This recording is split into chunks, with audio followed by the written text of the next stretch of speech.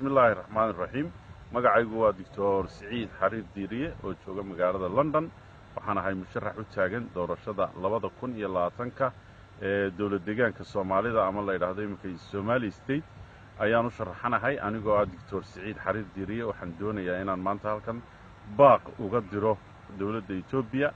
dawladda maxaan ku yiraahdaa deegaanka Soomaalida ee ku meel gaarka ah iyo dhammaan shacabka interesting parties ka ama كل لما كسر شيء الدجاجة داسي مركو رد ما أنت موين سلامة يا وحن سلامة يا شعبك سومالي ده إثيوبيا شعبوينها إثيوبيا وحن سلامة يا شعبك الصومالي ده مركز تيجوجا سادو ده وقتون تهين إن وح كدعي استبدل آد وين بكدعي إثيوبيا استبدل كاسو استبدل وناكسن ونادو سودوينيو استبدل كاسو ديمقراطيات runtii iyo xurriyadu keenay dadkeenii deegaanada ku noolaa waad ogsoontiin maanta waxa ka jira Itoobiya wax weeyaan isbedel yaani taabtay qof kasta oo Soomaaliya meesha joogaba Soomaali badan baa joogta wadanka haday noqoto maxaan ku yiraahdaa Soomaalida Djibouti ka soo jeeda haday noqoto kuwa ka soo jeeda Somaliland haday noqoto kuwa ka soo jeeda South Soomaaliya dad badan baa wadanka jooga oo Soomaaliyeed waxaanu ugu baaqaynaa dawladda Itoobiya maadaama oo ay dhulkaasi dawladda Itoobiya gacanta maanta ku hayso Soomaalida militariga Itoobiya joogo ciidamadii federaalka joogo federaalka booliskiisii joogo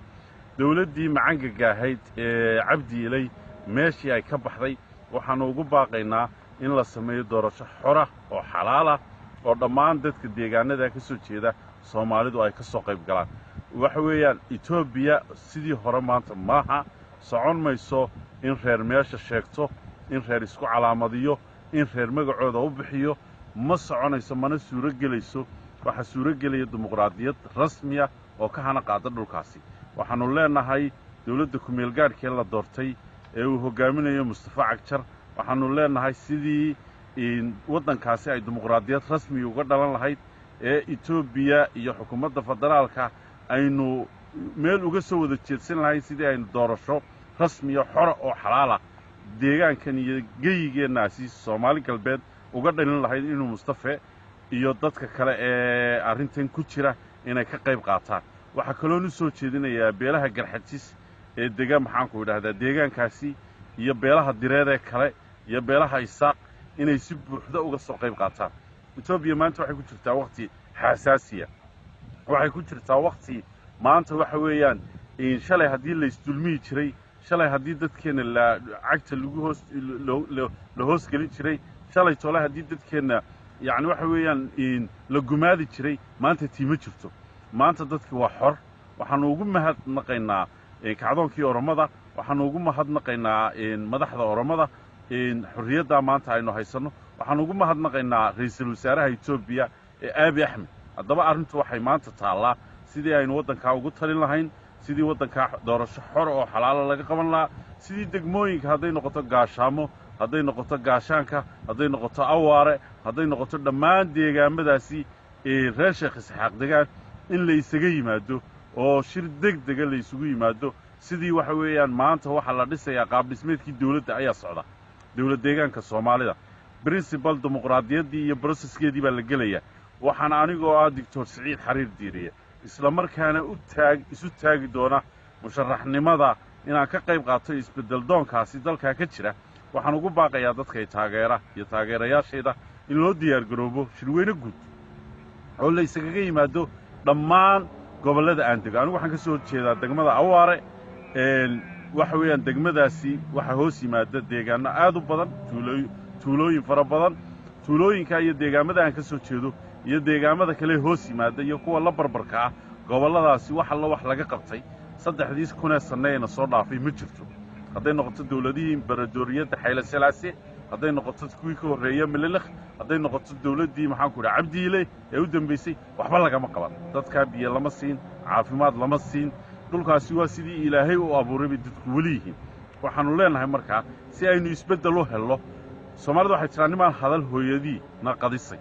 Hargeysa dadka jooga ee deegaanada ka soo jeeda iyo dadka Burca jooga deegaanada ka soo jeeda iyo dadka maxaan ku yiraahdaa Djibouti jooga deegaanada ka soo jeeda iyo dadka ilaa Doolow jooga ee deegaanada ka soo jeeda iyo Jubbooyinkaba maanta meesha Soomaali way u dhantay waxaanu leenahay doorasho xora oo xalaala waa in la qabtaa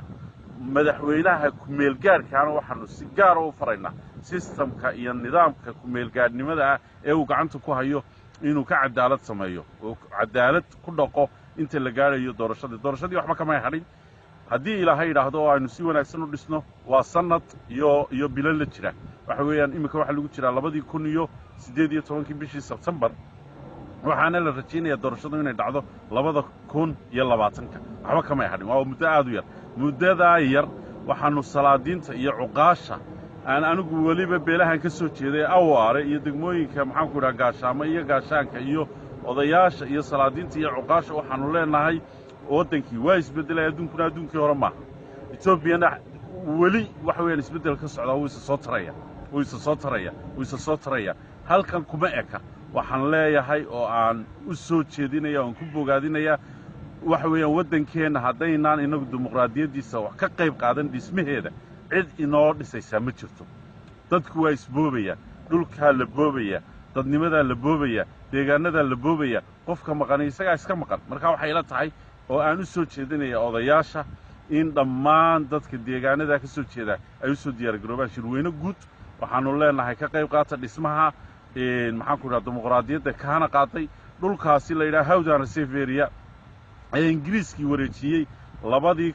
1954 aniga awowgay buu ahaa suldaan diiriye suldaan cabdilaahi ninkii arrinkaasi ka cadhooday u yimi magaalada London isagoo kala hadlaya dawladdii boqortooyadii ingiriiska isbeddelka dhulkaasi lagu wareejiyey Ethiopia dhulkaasi waa dhul cayiman waa 25,000 square mile waa dhul aan ka mid ahayn dhulkii hore ay Soomaalidu ingiriisku hore ugu wareejiyey Ethiopia waa dhul waxa weeyaan xuduudkiisa la yaqaano iyo borderkiisa dadka dhulka ka soo horjeeda hawdan reseveria ee anagu ka mid ahay waxaanu ugu baaqaynaa isbeddelkaasi inay ka soo qayb qaataan shirarkaana ka soo qayb galaan mar kale waxaan u mahadnaqayaa ra'iisul wasaaraha Ethiopia Abiy Ahmed waxaan u mahadnaqayaa wasiirka ka soo jeeda beesha direed ee la yiraahdo Axmed Shide waxaan u mahadnaqayaa maxaan ku idhaa dhammaan ururada iyo organisationada siyaasiga deegaankaasi beelaha kale ka soo jeeda waan u mahadnaqayaa ee ka qayb qaatay isbeddelka waxaan leeyahay beeshan ka soo jeeda oo aad moodo inay aad uga dambaysay isbeddelka dhacaya inay ka soo qayb galaan mar kale waxaan leeyahay waa anigoo Siciid Xariir Diiriya musharax u taagan jagada madaxweynenimada ee ismaamulka Soomaalida Ethiopia. Assalaamu calaykum waraxmatullaahi wabarakaatuh.